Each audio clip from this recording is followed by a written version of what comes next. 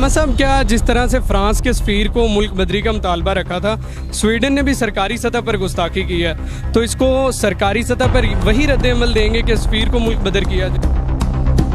देखिए जी, रद्द-ए-अमल कौम की सोच से भी बढ़ के होगा इंशाअल्लाह। शरीफ भी जाके उसे जफियाँ डाल रहा है और वही किरदार अपना रहा है कि जो अभी मुतालबात के हवाले से भी उसमें कोई नज़र नहीं आ रहा कि उन्होंने उस तरह से अमल दरामद किया हो, तो उसके हवाले से भी कोई अगला लाहे अमल देंगे या? अगर खान की हुकूमत में ये कुछ हुआ तो अब पीडीएम की गवर्नमेंट में ये सारा कुछ हो गया। अगर तो रियासत अपने बाशिंदों के साथ किए हुए मुआहदे के ऊपर भी खड़ी नहीं होती तो वो दुनिया के सामने अपने मुल्क का क्या इमेज रखना चाहती है? अस्सलाम वालेकुम नाज़रीन, आपका मेज़बान सैयद राहील हुसैन रिजवी आपकी खिदमत में हाजिर है। इस वक्त तहरीक लबैक पाकिस्तान के ज़ेरे एहतमाम जो है वो रैली निकाली गई है, जिसका आगाज़ ठोकर से किया गया और मरकज़ रहमतुल लिल आलमीन में इस वक्त हम मौजूद हैं। अल्लामा फ़रूकुल हसन साहब हमारे साथ हैं कि स्वीडन में जो हालिया गुस्ताखी हुई है, कुरान मजीद को जलाया गया, इसके मुतालिक जो है तहरीक लबैक पाकिस्तान का क्या लाहे अमल है, वो क्या करने जा रहे हैं?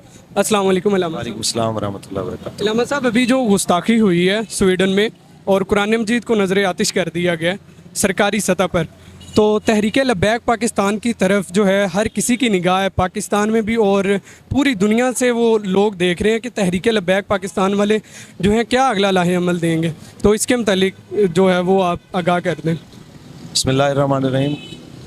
जी, हस्ब साबिक तहरीक लबैक या रसूलुल्लाह मुसलमानों की उम्मीदों पे इंशाअल्लाह पूरी उतरेगी और मुसलमानों को कभी मायूस नहीं करेगी। इस पे बहुत जल्द रद्द-ए-अमल बस आज ही मरकज़ की तरफ से आने वाला है और जो भी इंशाअल्लाह रद्द-ए-अमल आएगा पूरी कौम उस पर इंशाअल्लाह लबैक कहेगी। तो हम तो ये समझते हैं कि ये मिल्लत इस्लामिया के जितने भी हुक्मरान हैं, जो मैं कहता हूँ कि बिलजबर इनके ऊपर मुसल्लत हैं, अगर वो कौम की आवाज़ों को समझें तो अरब से लेकर अजम तक मुसलमान कुरान के और नामूस रिसालत के तहफ़्फ़ुज़ के लिए एक आवाज़ है और वो यही कहते हैं कि मन सब्बा नबिय्यन फ़क़्तुलूहु। रसूलुल्लाह की गुस्ताखी हो तो भी उसकी सज़ा ये है कि उसको सज़ाए मौत दी जाए और अगर कुरान की तौहीन हो तो उसको भी काफ़िर किरदार तक उसी तरह पहुँचाया जाए, क्योंकि ये कलाम इलाही है। कलाम इलाही की तौहीन की सज़ा भी वही होनी चाहिए। लेकिन होता यूँ है कि जो इक़्तिदार की कुर्सी पे बैठते हैं वो चंद करोड़ या चंद अरब डॉलर की लालच में अपने ईमान, मज़हब, इस्लाम हर चीज़ को फरामोश कर देते हैं। पहले खान साहब की हुकूमत थी तो अब यही तरीक़ाकार था कि एक सफ़ीर की खातिर उन्होंने हमारे दर्जनों साथियों को शहीद किया। तो फिर ये बाद में बदबख्त हुकूमत आई तो शहबाज शरीफ भी जाके उसे जफियाँ डाल रहा है और वही किरदार अपना रहा है। तो अब दूसरी दफ़ा, यानी पहले अगर खान की हुकूमत में ये कुछ हुआ तो अब पीडीएम की गवर्नमेंट में ये सारा कुछ हो गया। तो जिस वक्त हम इमरान की हुकूमत में निकले थे नामूस रिसालत के लिए, तब ये सारे कह रहे थे कि जनाब बहैसियत मुसलमान इनकी आवाज़ सुननी चाहिए।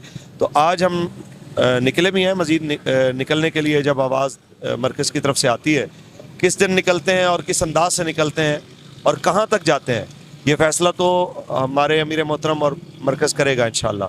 लेकिन हम ये देखना चाहेंगे और कौम भी ये देखे इस बात को कि इक़्तिदार की कुर्सी के ऊपर जब हमारे हुक्मरान बैठते हैं तो फिर इनके रवैये में कोई ख़ास फ़र्क नहीं होता। अब आपकी ज़िम्मेदारी है कि अगर कौम वाक़ईतन ये चाहती है कि ये सिलसिला हमेशा के लिए मुनक़ते हो तो उनको चाहिए कि तख्त के ऊपर उन लोगों को लाया जाए जो रसूलुल्लाह की इज़्ज़त और कुरान की इज़्ज़त के लिए अमली तौर पे कुछ करना चाहते हैं। तो अल्लामा साहब, क्या जिस तरह से फ्रांस के सफ़ीर को मुल्क बदरी का मुतालबा रखा था, स्वीडन ने भी सरकारी सतह पर गुस्ताखी की है, तो इसको सरकारी सतह पर वही रद्द-ए-अमल देंगे कि सफ़ीर को मुल्क बदर किया जाए? देखें जी, रद्द-ए-अमल कौम की सोच से भी बढ़ के होगा इंशाअल्लाह। जो आएगा आप इंशाअल्लाह आज ही रात को वो दुनिया के सामने होगा, आपके भी सामने होगा। आप इंशाअल्लाह फिर ऑन एयर देखेंगे और उसको लोगों तक पहुँचाएंगे। बाकी जो अभी मुतालबात के हवाले से भी उसमें कोई नज़र नहीं आ रहा कि उन्होंने उस तरह से अमल दरामद किया हो, तो उसके हवाले से भी कोई अगला लाहे अमल देंगे या वो बात खत्म? बिल्कुल लाहे अमल देंगे इंशाअल्लाह। इस पे शूरा की मुशावरत जारी है कि अगर रियासत अपने बाशिंदों के साथ किए हुए मुआहदे के ऊपर भी खड़ी नहीं होती तो वो दुनिया के सामने अपने मुल्क का क्या इमेज रखना चाहती है कि बाकी लोगों के साथ की हुई बात की क्या हैसियत रह जाती है। जब वो अपने बाशिंदों के साथ, वो भी कराची से लेके जेलम तक चलते हैं, 27 दिन उनको चलना पड़ता है, फिर उसको कुछ एहसास होता है कि इनकी कोई बात सुननी चाहिए और फिर जब बात करता है अगर उससे भी वो मुनारिफ होते हैं तो फिर वो तो खुद अपने हाथों से अपनी और अपने मुल्क की इज़्ज़त को तबाह करने के दर पे हैं। तो उन ऐसे लोगों को तो बिल्कुल कोई हक नहीं है कि वो इक़्तिदार पे बैठे। जी, तो नाजरीन हमारे साथ गुफ्तगू कर रहे थे अल्लामा फ़रूकुल हसन कादरी साहब। तो उन्होंने बताया है कि तहरीक लब्बैक पाकिस्तान का जो लाहे अमल है वो बड़ा ही सख्त तरीन होगा। ये जो मौजूदा गुस्ताखी हुई है, ये हालिया गुस्ताखी हुई है, और पीछे जो मुतालबात भी तहरीक लब्बैक पाकिस्तान के तस्लीम नहीं किए गए और इनके हवाले से भी बातचीत की जा रही थी कि वो मुतालबात तस्लीम नहीं किए गए, तो इनके हवाले से तहरीक लब्बैक का कोई मौक़िफ़ नहीं आया।